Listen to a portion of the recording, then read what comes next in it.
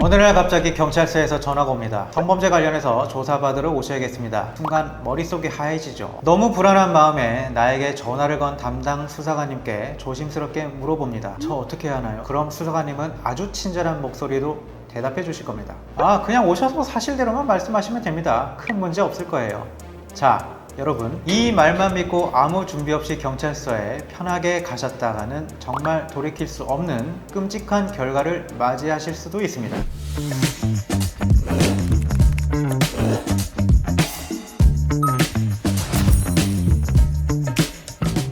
안녕하세요. 법무법인 감명의 안갑철 변호사입니다. 방금 제가 말씀드린 이 상황, 평범한 일상을 영위하다가 태어나서 처음 성범죄 피의자가 되어 경찰 조사를 앞두고 있을 때 정말 흔하게 볼 수 있는 장면입니다. 두렵고 떨리니까 나를 부른 그 수사관님을 왠지 믿고 싶고 의지하려고 하는 거죠. 그런데 여러분, 오늘은 제가 조금은 불편하게 들리실 수도 있는, 하지만 여러분의 소중한 인생을 지키기 위해 무조건 알고 계셔야만 하는 현실적인 이야기를 하나 해드리고자 합니다. 바로 성범죄 피의자가 담당 수사관을 무조건 의지하면 안 되는 이유입니다. 이건 제가 경찰 조직을 비난하려고 드리는 말씀이 절대 아닙니다. 현재 수사 구조상 피의자라면 반드시 알고 계셔야 하는 현실적인 문제에 대해서 말씀드리고자 합니다. 평범한 일상을 지키고 싶으시다면 오늘 영상 끝까지 집중해서 봐주시기를 바랍니다. 성범죄 경찰 조사, 왜 다른 범죄보다 유독 더 위험할까요? 다른 사건들과는 확연히 다른 성범죄만의 특수성에서 기인합니다. 첫째, 대부분의 성범죄는 단둘이 있는 밀실에서 발생합니다.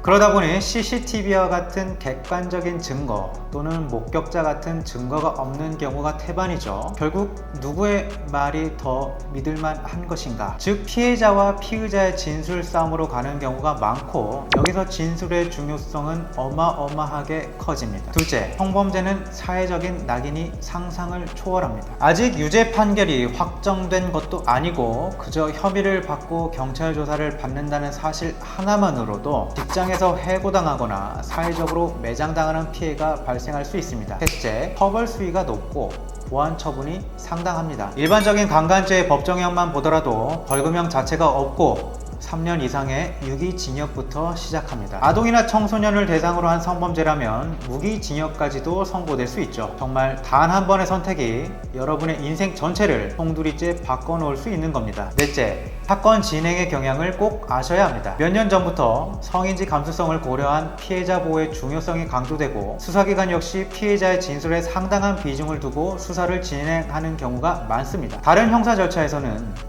무죄 추정의 원칙이 적용되지만 유독 성범죄 사건에서는 그렇지 않다는 느낌을 지울 수가 없습니다. 여러분이 상대방보다 훨씬 더 논리적이고 설득력 있고 신빙성 있는 진술을 하지 못한다면 그대로 유죄가 인정될 수 있습니다. 지금의 성범죄 수사 환경은 피의자에게 이미 불리한 기울어진 운동장이라는 걸 절대 잊으시면 안 되겠습니다. 이런 기울어진 운동장에서 첫 번째 경찰 조사는 사건의 결과를 좌우할 수 있는 중요한 순간입니다. 첫 조사에서 여러분이 내뱉은 말은 사건이 완전히 끝날 때까지 모든 수사와 재판 과정에서 계속 따라다니며 활용됩니다. 나중에 상황이 불리해진 것 같아서 그때 한 말은 사실 그게 아니었고요 라고 진술을 번복한다면 오히려 여러분 진술의 신빙성만 떨어뜨릴 뿐입니다. 그렇다면 성범죄 피의자 입장이 된 여러분은 도대체 어떻게 대처해야 할까요? 이걸 알기 위해서는 먼저 경찰의 역할이 무엇인지 확실하게 짚고 넘어가야 합니다. 여러분, 경찰의 역할이 무엇이죠? 지나가는 어린아이에게 물어봐도 알 것 같습니다. 경찰은 범인을 잡는 사람입니다. 피해자를 조사해서 범죄 혐의가 있는지를 파헤친 다음 검찰로 사건을 넘기는 게 바로 수사관의 진짜 업무입니다. 수사관은 여러분을 조사하면서 진술에 수상한 점은 없는지, 범죄 혐의점은 없는지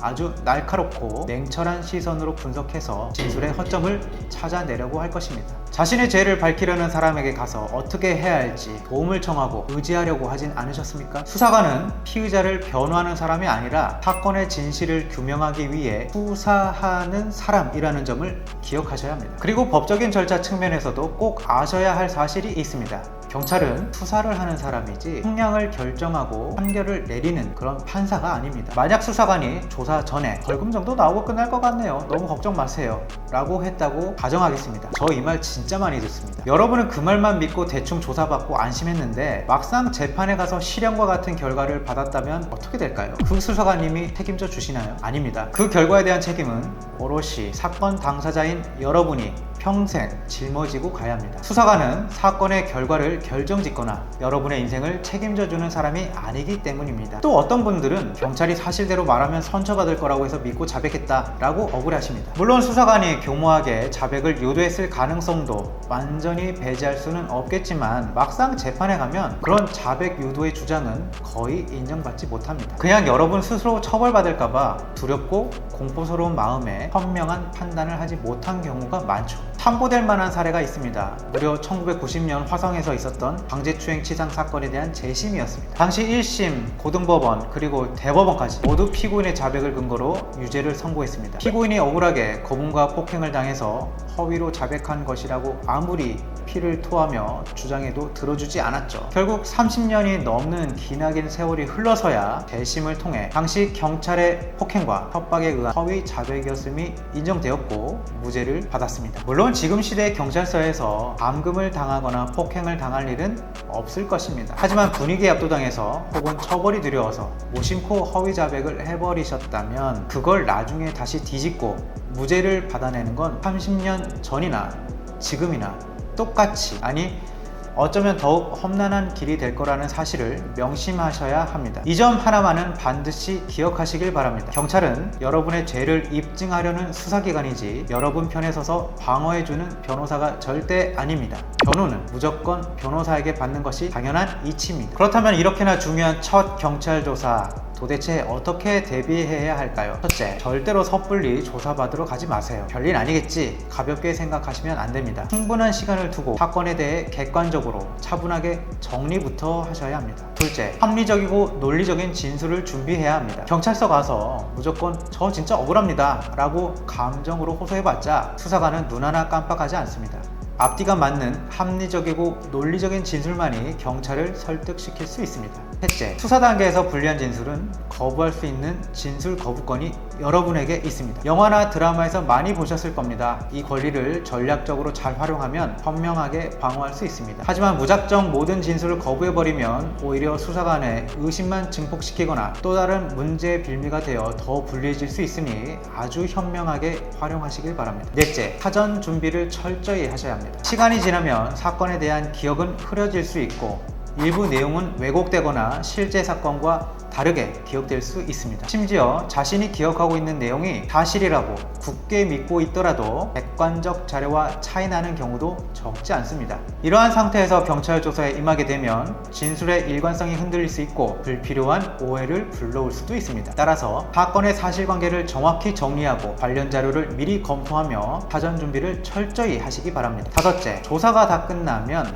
피의자 신문조서를 정말 꼼꼼히 검토하시기 바랍니다. 피의자 신문조서는 여러분이 조사 때 한 말을 문서로 남겨놓은 건데 한국말이 참 무서운 게 다르고 다르지 않습니까? 알아서 잘 적어주셨겠지 하고 대충 훑어보고 넘어갔다가 미묘한 단어 하나의 차이 때문에 나중에 검찰이나 재판에서 완전히 다른 취지의 진술로 변형될 수가 있습니다. 정말 나중에 저한테 저 이런 뜻이 아니었는데요? 라고 하는 경우 너무 많습니다. 잘 보셔야겠습니다. 마지막으로 가장 핵심이자 이 모든 문제를 한 번에 해결할 수 있는 방법은 반드시 전문 변호사의 조력을 받는 것입니다. 변호사가 개입하면 조금이나마 사건에 정확하고 객관적으로 접근할 수 있습니다. 그리고 경찰 앞에서 횡설수설하지 않고 일관되고 구체적으로 진술할 수 있는 준비가 가능합니다.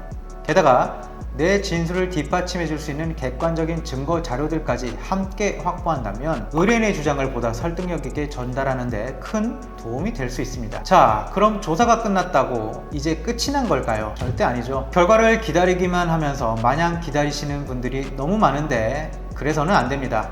억울해서 무혐의를 주장하시는 분들이라면 조사가 끝난 이후에도 여러분의 억울함을 해결해 줄 수 있는 추가 증거 자료나 법리적 의견이 담긴 의견서를 꼭 수사기관에 제출하시기 바랍니다. 만약 잘못을 인정하는 사안이라면 얼마나 뼈저리게 반성하고 뉘우치고 있는지를 수사기관과 재판부에 적극적으로 어필해야 하고, 무엇보다 피해자에게 진심으로 사죄하면서 원만하게 합의를 이끌어내는 과정에 모든 힘을 기울이셔야 합니다. 그리고 한 가지 더 팁을 드리자면, 조사 이후에 사건 처리 결과나 관련 안내서 같은 우편물들을 여러분들의 집 주소로 날아올 수 있는데요. 가족들 모르게 사건을 조용히 해결하고 싶으셨던 분들은 이런 절차적인 부분도 꼼꼼히 사전 대비를 하셔야 합니다. 이제 마지막으로 수사기관에 가기 전후로 확인해야 할 핵심 체크리스트를 띄워드리겠습니다. 조사 들어가기 전에는 변호사와 사정 상담을 마쳤는지, 사건 경위를 시간순으로 빈틈없이 정리했는지, 나에게 유리한 증거들을 확보했는지, 변호인 동석을 신청할 것인지를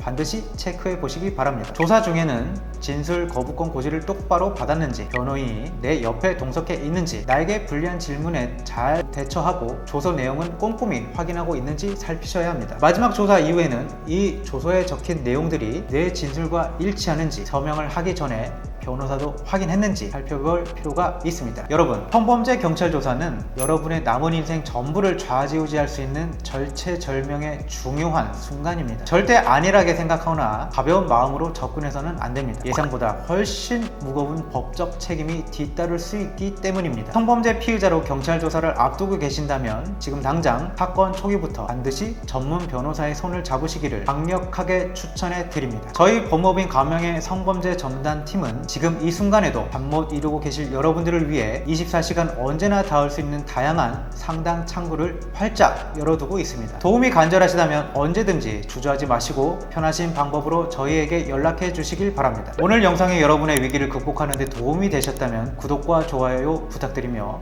저는 다음 영상에서 여러분을 지킬 수 있는 더 유익하고 강력한 법률 정보로 찾아뵙겠습니다. 감사합니다.